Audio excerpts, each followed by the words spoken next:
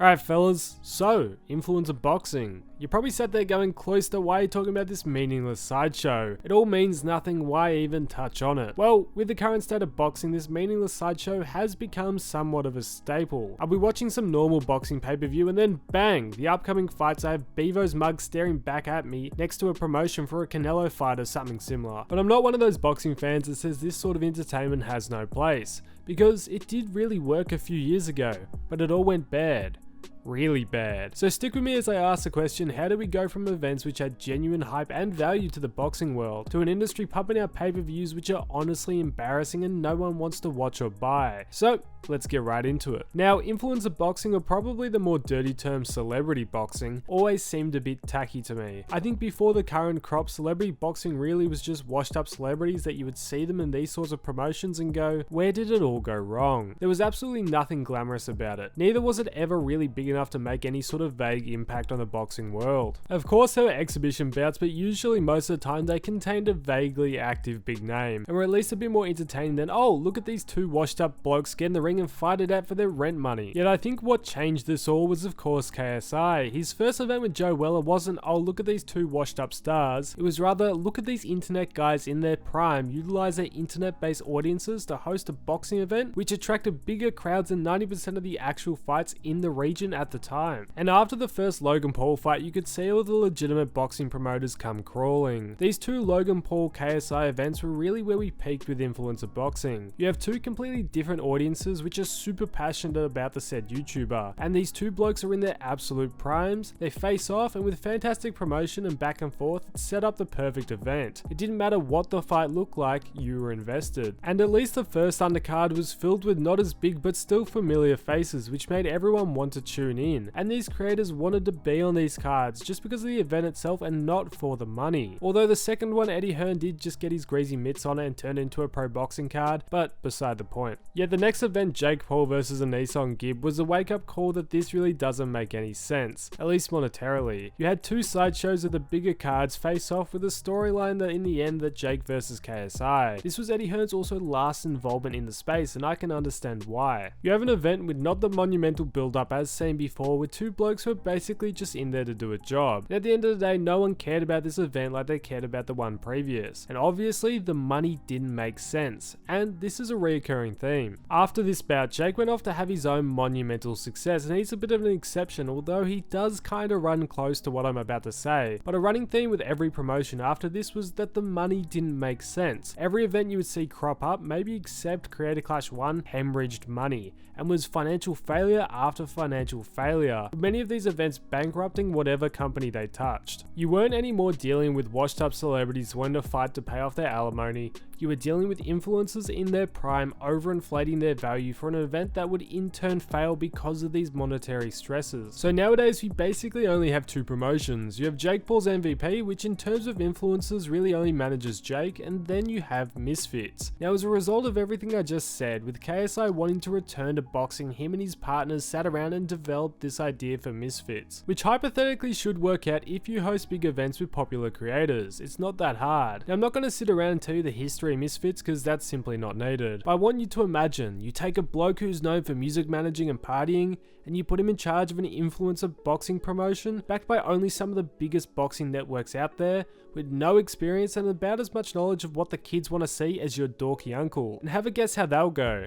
That's pretty much Misfits. That dorky uncle is KSI's manager, Mams Taylor. Now this bloke actually seems like a decent dude, but has a pretty tough job. But what makes his job hard though is the deal they penned after a successful couple of shows which guaranteed DAZN at least 6 events a year, including 2 pay-per-views for the next 5 years. Now for DAZN at the time it made sense. The first few events made major money and did mad viewership, which fair play, whatever makes money makes sense. Yet it became clearer and clearer, anything not really involving KSI became a bit how's it going. I think the original concept behind Misfits was let's use the current crop of influencers to then popularize our own homegrown fighters that will then take the mantle. But then you have the matchmakers sabotage half of their own homegrown fighters by matching them up horribly, and then the other half of the homegrown you have demanding way too much money money with their own personal management teams thinking they're the hottest property in boxing. This is a step where it's kind of all going wrong. And then finally we get into kind of what is one of the biggest major problems. You've gone to the point where the main influencers who have been boxing don't want to fight if it's not for unrealistic money,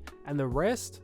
Well, the rest is what's killing it. Now, I understand it's hard to book reliable YouTubers and influencers to actually fight in these competitions, but either due to contractual needs or a change in attitude from Misfits management, you've seen a shift from using legitimate influencers to people like not Logan Paul, a bloke who's known for Twitter Spaces out of all things, and I think the one that takes the absolute cake is Conor McGregor's photographer. They can't get the real bloke or anyone related to him, so let's wheel out his photographer. They're just taking the mick at that point. In response to these criticisms, they did make the Misfits Small Council thing, which was meant to give many different voices, which would help give a clearer image in what the people wanted and what should be next. Nothing at all against the people in there, but they are all involved in the influencer boxing scene, so they're all pandering to the niche sect which follows influencer boxing rather than the wider audience. I think also the bar of expectations has changed. You went from let's take these two guys who don't know how to box yet have great promotion and relevance to if we put those two people in there who don't know how to box, it's a bit embarrassing for the promotion. So instead, let's get somebody no one's heard of with a little bit of experience, call them an influencer and chuck them in there. Hey,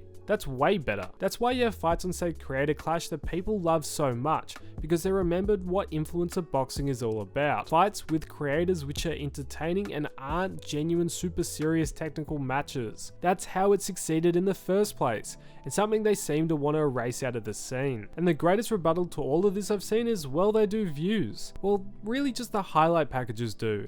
And I think the only reason that half of these do numbers is because if you're an influencer with an audience like KSI and he goes, no way, this is the best card ever, you gotta watch it, people are gonna tune in to the highlights. Yeah, I think this sort of promotional tactic can only last so long, and they seem to be wheeling it out for every fight. But at the end of the day, these events do have to be making some sort of profit to keep happening. Well, I think at least. Yet originally these events were the opposite of traditional celebrity boxing. They were exciting, fresh kind of events with genuine excitement around them, but they are slowly turning into what they kind of strive not to be in the first place. In a product which, agree it or not, primarily has an audience of children and teenagers, we have gone from somewhat family-friendly influencers to washed-up reality stars and people who are best known for the emoji on screen. It's one of those things where I think influencer boxing really isn't a bad thing. When done right, I even want to tune in. That Prime card was kind of high, basically only because of Dylan Dennis. And I think it's a good way to get a new generation into the sport.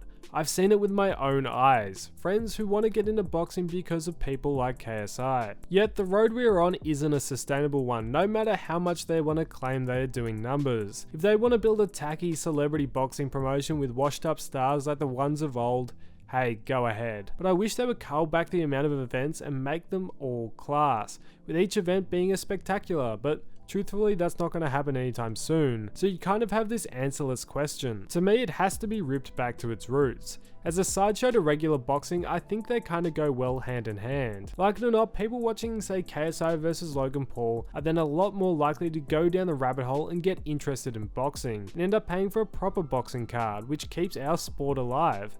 And at the end of the day, influencer boxing is meant to be just a bit of fun, and that's really how it should stay. But let me know, am I wrong? Am I right? What did I miss? I want to hear all your thoughts on the whole scene down below. As either a boxing fan or an influencer boxing fan, I want to hear everything. If you did enjoy, please consider liking and subscribing. Yeah, thanks for watching fellas, and I'll catch you in the next one.